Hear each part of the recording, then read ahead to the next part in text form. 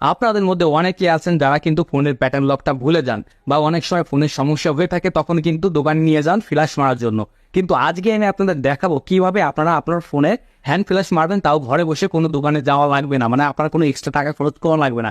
কীভাবে সেটি করবেন চলুন দেখে দিচ্ছি। তার আগে বলে রাখি, যারা এখন আমার ফেসবুকে পেজ থাকে ফলো দিয়ে রাখেন, তারা এখনই ফলো দিয়ে রাখুন, কারণ এমন সব গুরুত্বপূর্ণ ভিডিও আসবে শুধুমাত্র আপনার জন্য। আর এই ভিডিওকে শেয়ার দিয়ে রাখুন যাতে পরবর্তীতে আপনার অনেক কাজে লাগতে পারে। তো চলুন শুরু করা যাক।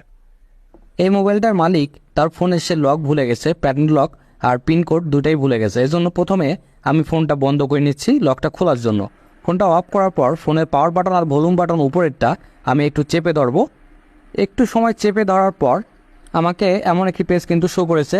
তো নিচের দিকে আমি ভলিউম আইকনের নিচের আইকনটা দিয়ে আমি একটু নিচের দিকে আসবো। এখানে হুইপ ডাটা ফরম্যাট লেখা আছে, এখানে দিয়ে আমি পাওয়ার বাটনটা ক্লিক করব। এখানে রিফ্যাক্টরি ডাটা, এখানে দিয়ে পাওয়ার বাটনটা ক্লিক দিব।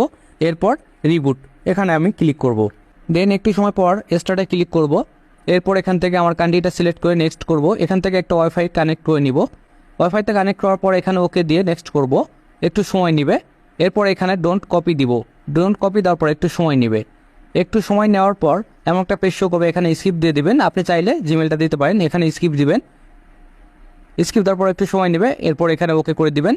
একটু সময় নেবে, ব্যাস আপনার ফোনটা কিন্তু রেডি হয়ে যাবে। আপনার ফোনটা কিন্তু নতুনের মতো হয়ে যাবে, নতুন অবস্থা যেমন ছিল।